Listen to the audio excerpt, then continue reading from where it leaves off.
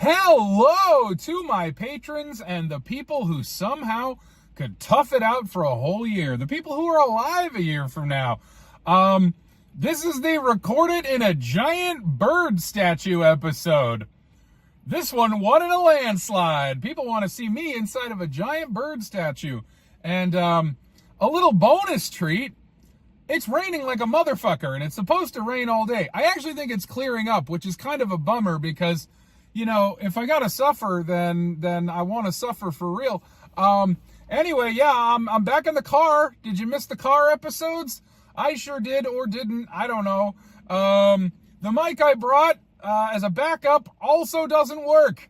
I love having no money, ever, and only being good at this shit. Anyway, let's think of an opening line, because, you know, it's a giant bird statue episode.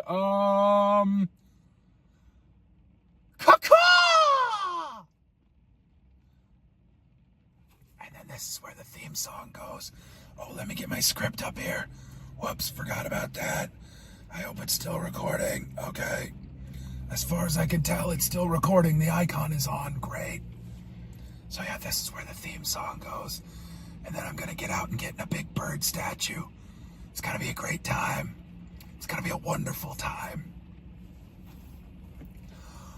You're listening to Fix My Carcast, hosted by Bear Claw Billy, and this is episode 166. Comedian and musician Keith Hebert will show us his miniature bird statue a little later. But first, housekeeping. This is the show where you pick what I say and how I say it. Pick a topic or prompt by donating to the GoFundMe, and vote on the gimmick by joining my Patreon for just $1 a month. Join at the $5 or higher level and also get bonus episodes and behind-the-scenes footage. Links are in the description. Also down there, merch. Get yourself some merch. Hey, when you go out bird watching with your buddies, you know what attracts those lovely little dinosaurs? Hot-looking shirts. Get a Fix My Carcast shirt and all the birds will say, tweet, tweet, baby. No new donors this week. The total raised for paying off my car repair debt is still holding at $2,442. Also, when we get to $3,000, it unlocks an automatic show gimmick, which is, I will record an episode at sea. Fun fact, did you know that this whole podcast disappears when we hit $10,000? Fly away home. Hey, do you like the theme song? No? Well, if you make a donation of $50 or more, in addition to picking an episode topic, you get to change one thing about the theme song forever. Unless somebody else changes it back. Want me to add my very best bird calls? I'll do it. $50. Also, if you would like to own the painting I made in episode 118, I'll be giving it away to the next person who donates $100 or more. That's right. Own a piece of Fix My Carcast history while you still can. If you'd like to see the painting before you buy it, it can be viewed in the raw video version of episode 118 over on YouTube. That's right. It's been a year. So it comes out from behind the Patreon paywall this week. Link in the description. Go see my painting. Maybe buy it. And there are more reveals to come. No new patrons this week. Bummer. Now it's time for a topic suggestion. I'll suggest topics I think I could easily talk about for a whole episode, though admittedly, I think the show is more fun when it's something I'm completely clueless about. So, something I could talk about is which Pokemon I find the most fuckable. That's right. If politicians can talk about it, why not me? Want to know more? Donate today. Checking in on the best city in the world, based on which city listened to the last episode the most. And our big winner is Westbrook, Maine. Congratulations, Westbrook, Maine. I turned the iPad upside down and I lost my place. But holy fucking shit, Westbrook, Maine. Let it be known that your National Audubon Society, Hallett Nature Sanctuary, and Cathedral of St. John the Divine are the best in the world for 7 days. Last episode, I talked about the Day of the Lord while doodling. You can see video of the original recording, plus a little extra, over on Patreon. Also, head over to Patreon for a bonus episode where I talk about burning my Rocky Blu-rays. That was fun. That was a podcast episode and a song. Go check out all my songs. I'm putting out a new song every 2 weeks. I'm a crazy bitch. Okay, let's talk next week's gimmick poll. These are your choices for next week's episode gimmick. They are: pitch this show to a network, wear 10 shirts at once, record it in a laundry dryer, and our returning gimmick, do it like How Did This Get Made? Let's review. Number 1, pitch this show to a network. The entire episode will be me trying to convince a network to buy this show. Number 2, wear 10 shirts at once. That's right, 10 shirts on top of each other. I don't know how bulky that'll be, but hey, maybe in the future there'll be 20, 30, 40, you name it. Number 3, recorded in a laundry dryer.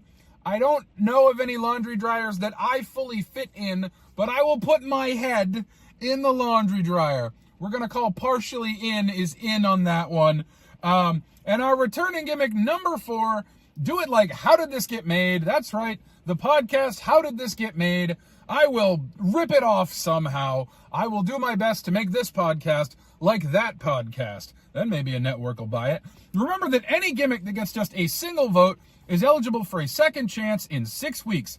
Be sure to vote over on Patreon. The poll closes Thursday, April 10th at noon Eastern America time. All right, time for today's gimmick, which is recorded in a giant bird statue. Of course, gimmicks don't start until housekeeping is out of the way, in case any of them prevent me from sharing vital information. Wait a minute. I'm going to need a giant bird statue. Oh, there's one right there. Perfect. But now we are entering the gimmick zone.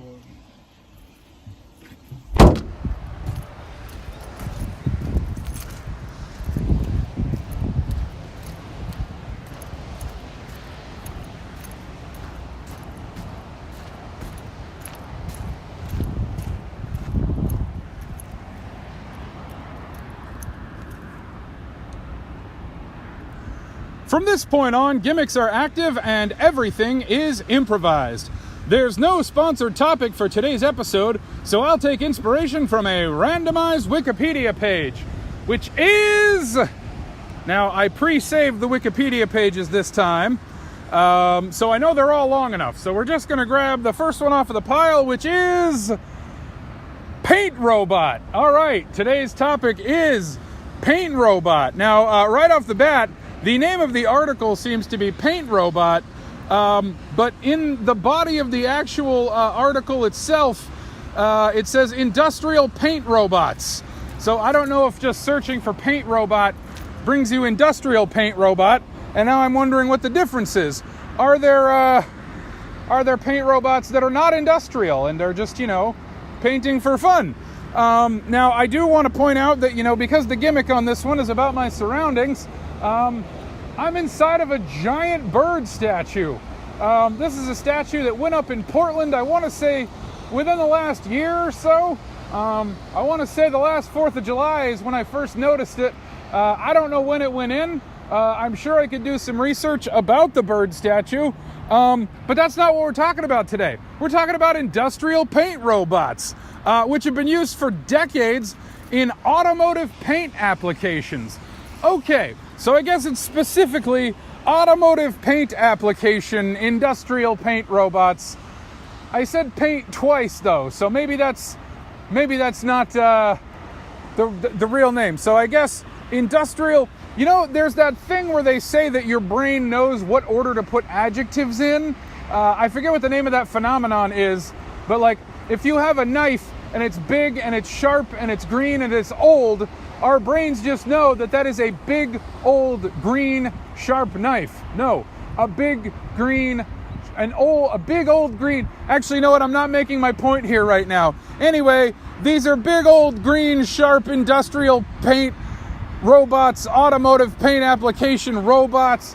So a fun thing that I get to tell you, in addition to the gimmick of being inside of a giant bird statue, it's also raining.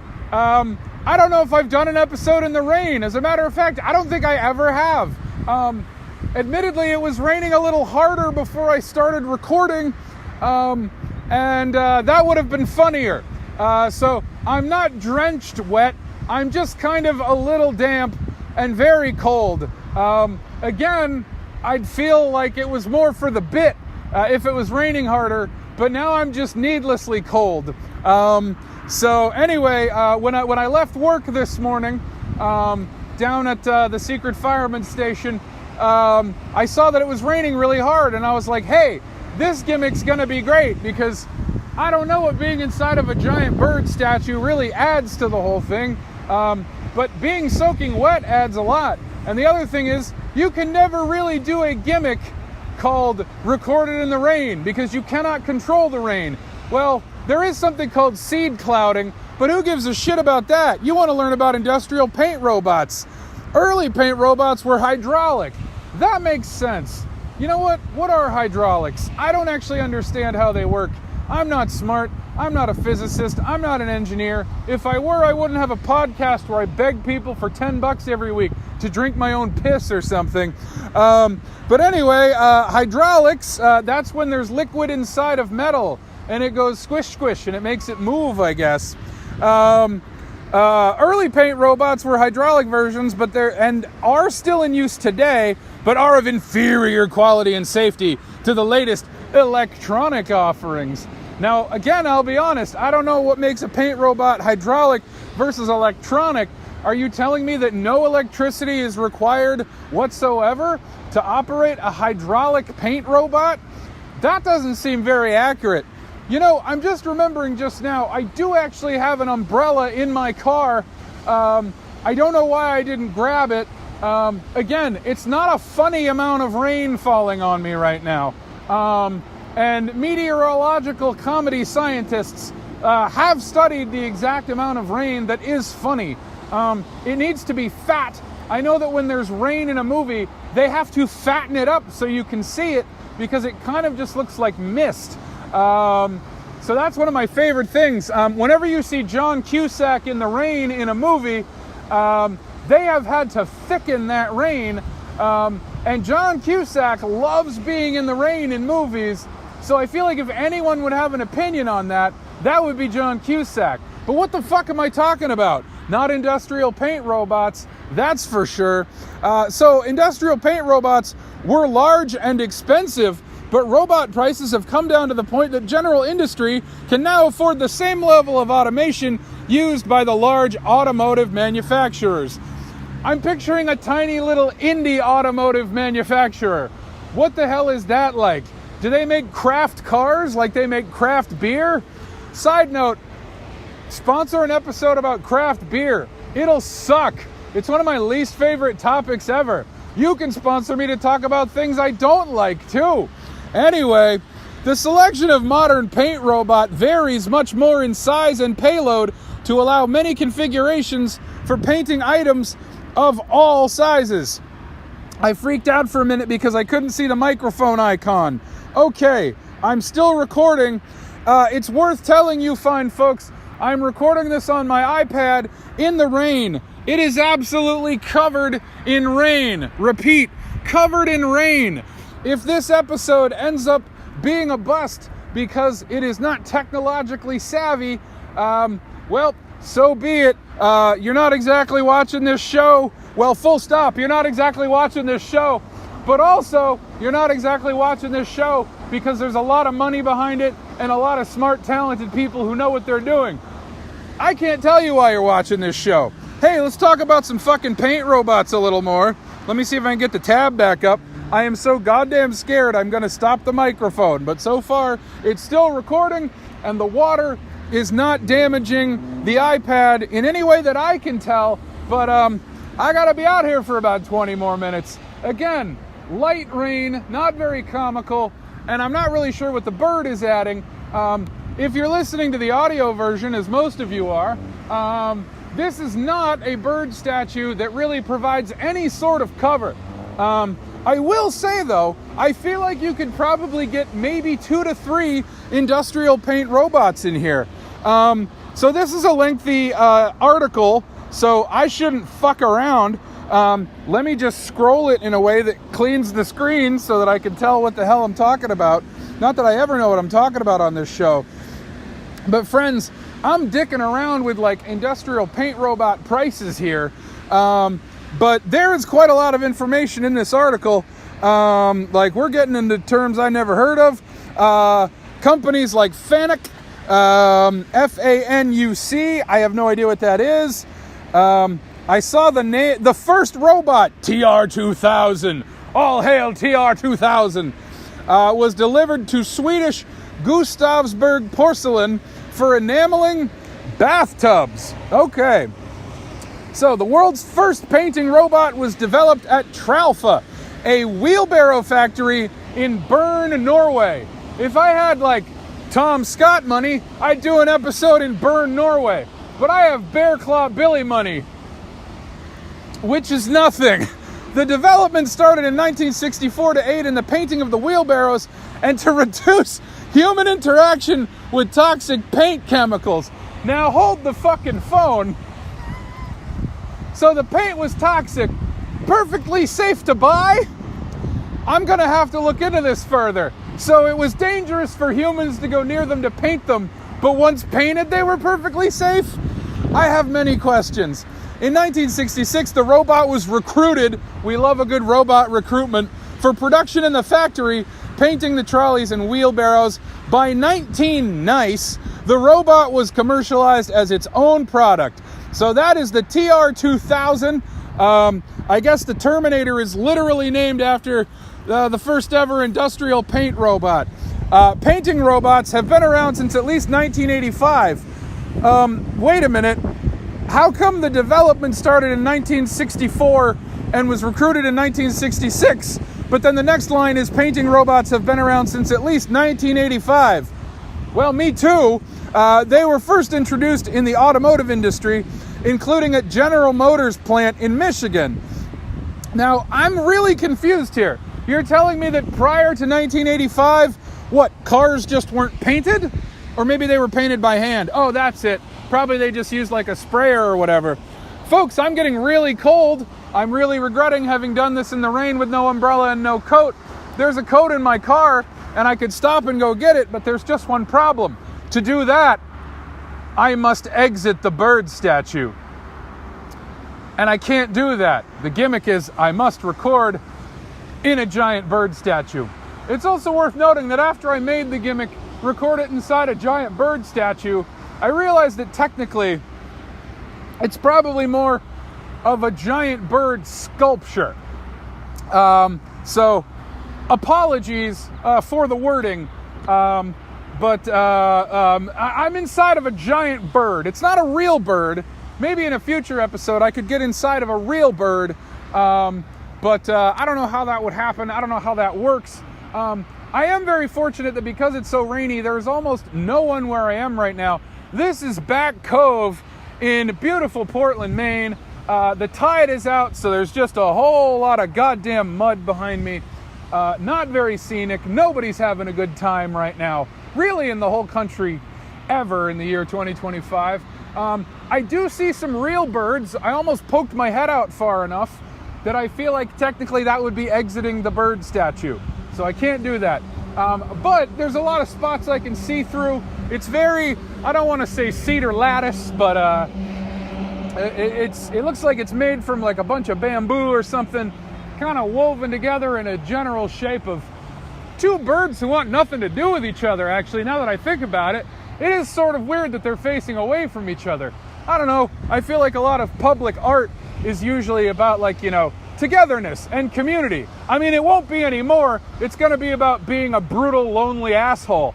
But for the moment, community art, I would say, is usually focused on love and togetherness. But these are two birds who are just like, nuh-uh, I am having none of this.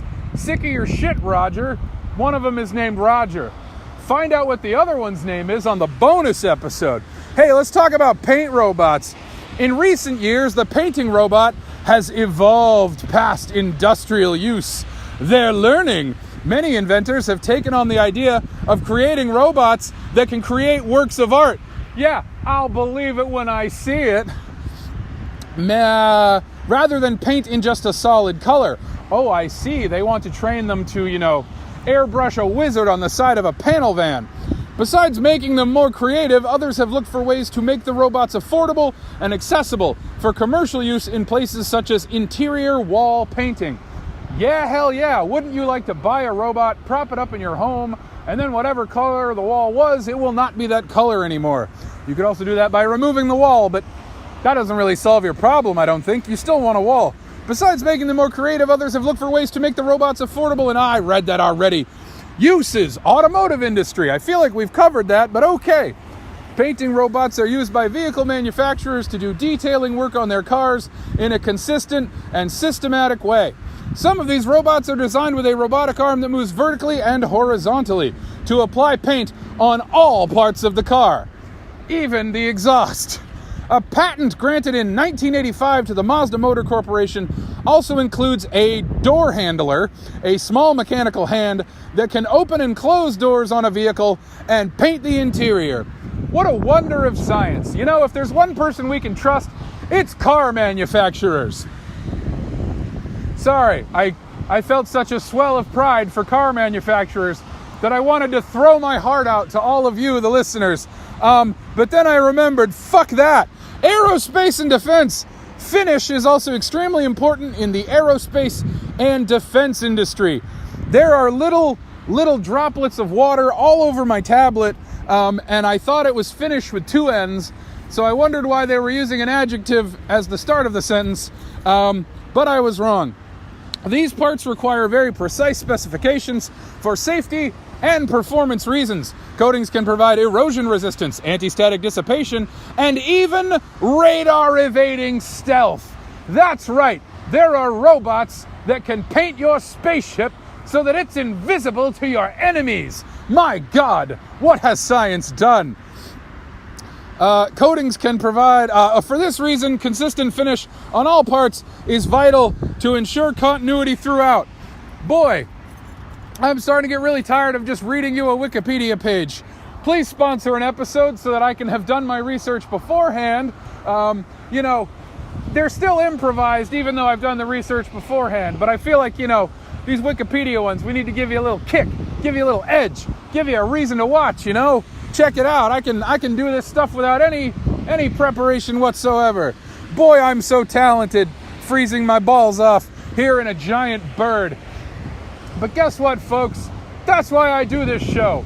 I want to do things I've never done before, like frozen my balls off in a giant bird.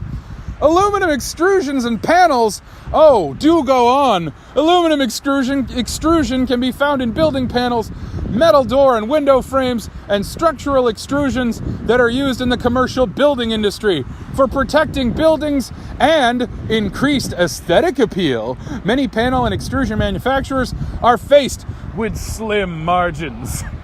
Who the fuck wrote this? Many manufacturers in aluminum extrusions and panels are using paint robots and automatic applicators to apply coatings for protection and aesthetics. You are repeating yourself, article. How much more do I have to go? Not much else. They can also be used in cookware and cosmetics. Cookware technology continues to evolve. I feel like I need to read this like an old-timey, the home of the future voice. Cookware technology continues to evolve, using different high-performance coatings in order to meet the needs of chefs or people cooking at home. Different types of cookware have unique performance requirements. They need to be able to evenly conduct heat, resist abrasion and impact from repeated utensil use, provide non-stick coatings, provide maximum cleaning ability, and have strong aesthetic appeal. The same pan may need to be coated multiple times with different materials to meet all of its performance requirements. Paint line robots are very useful paired with an automatic applicator in this environment because each part requires multiple passes with different coatings. I too enjoy multiple passes with different coatings, but that's a story for the bonus episode. All right. Paint robots provide the same spray pattern and paint path on every pass, minimizing rework for badly finished parts. So I guess back in the day when your pan needed painting, you had to have a person to do it, and people are unreliable. We should just kill them all. Maximum efficiency, that's what I say. Hey, cosmetics! That's right, there's a robot that'll paint your face, dolls! There are many different types of containers used in the cosmetic industry. Oh, there it is. They need to coat the containers. Manufacturers in this industry are concerned with perfect packaging appearance, many using mirror finishes. Okay, got it. I wasn't interested until they got makeup involved. Here I was starting this article like, cars? Boring. Boo. Who likes cars? Honestly, a lot of people, but not me. I mean, they're all right. I like the Batmobile, the Ecto-1, the DeLorean, but, not much of a car person. I am a makeup person, though. If you can see from how far away you are in order to get the bigness of the bird in here, this here's a real big bird. You might see that I have some very, very, very chipped nail polish. I'm not looking great right now that I'm back to working at the secret fireman station. Not loving it. I feel broken down every day, and I'm tired of toiling away in the hell pits of capitalism. But alas, this is America. Boy, you could write a song about that. Anyway, in order to reduce rework costs, the base coat needs to be applied to a very consistent and smooth manner with zero variation. There are really some errors in this article. This is accomplished by controlling flow rate from the proportioning unit. You gotta control flow rate from the proportioning unit. Having fine atomization from the applicator and a very consistent spray pattern provided from a painting robot. So what I'm hearing here is consistent spray pattern. That's what you really need, and that's what you get from an industrial painting robot. How long have I been talking? Ooh, not nearly long enough, but I'd really like to get back in the car soon. Let's keep going. Oops, I closed the fucking tab. I closed the fuck.